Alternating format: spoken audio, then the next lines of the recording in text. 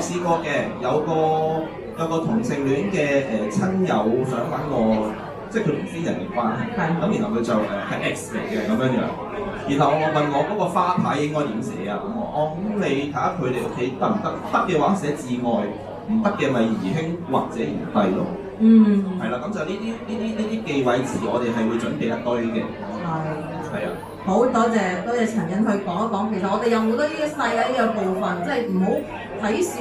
好似咁直出直入，我俾咗嚿錢俾對方，跟住就由佢做晒。其實中間有好多嘅部分係可以透過好多嘅溝通，將呢啲細節譬如一個花牌上面嘅稱呼，你點樣嗌佢嗰個玩亂，即係嗰4個字應該點樣 set。你如果你想用 gender neutral 嘅方式去呈現，我都係可以自己揀嘅。喺度都可以建議大家喺度從中都可以喺你嘅 checklist 上面慢慢去諗下，你想點樣即係寫低好你嘅 instruction， 你嘅說明書叫你嘅身邊在生嘅人，或者有機會幫你執行呢件事嘅人去執行，即係做呢件事幫你完成咗你嘅遺願，或者做好一個最完善嘅殯與儀咁樣。好，最後啱啱講到殯儀啦。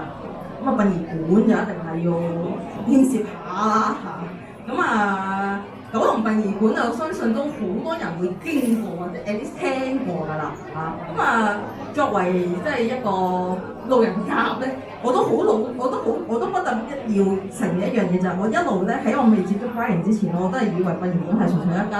一個場所，一個室內場所嚟嘅，即係身體放入去，我哋生嘅入去，完成儀式嗰度出去咁樣，就係一個咁嘅室內場所。其實仲會做啲乜嘢咧？或者有啲乜嘢係協助得到去完成呢個殯與儀嘅過程嘅咧？可唔可以介紹下？首先咧就多謝Martina 啦，同埋 Hong Kong Pride Parade 啦，邀請我嚟分享啦。咁我係光明院Brian啦。咁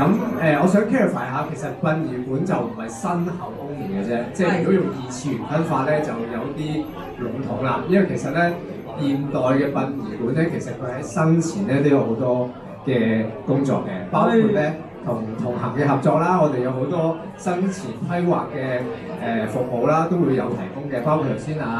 Jensen 講過嘅遺囑啊、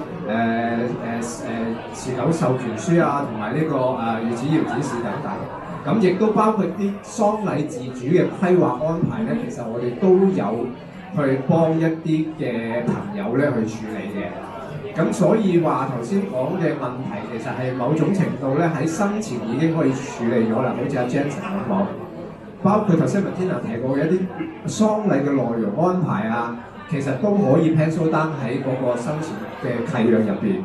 然之後 attach 翻去相關嘅遺囑入邊咧，其實就確保咗頭先所講嘅一啲紛爭咧，就唔需要用喺身後先去處理啦。因為最好嘅解決問題嘅方法咧，應該就係預防個問題出現。咁所以咧，咁我都呼籲大家多啲可以揾阿 Jensen 咧去了解下呢方面嘅安排咯。咁至於其他生前嘅服務咧，其實就包括一啲嘅院舍嘅離世啊，其實我哋都會處理啊。即係譬如有啲長者佢喺院舍，希望喺院舍佢臨終嘅，咁我哋都會協助啦。咁一啲嘅在家離世嘅 case 咧，其實我哋都會協助嘅。咁所以咧，即係喺生前部分，我哋都會有一啲咁嘅參與啦。咁你身後啦，其實身後嚟講咧，就陳欣講咗好多啦。咁包括一啲嘅文件上嘅處理啦、流程上嘅安排啦。其實一個喪親者佢喺喪親嘅第一刻，其實佢係非常之彷徨嘅，亦都唔知自己知道做咩嘅。咁我相信大家如果未有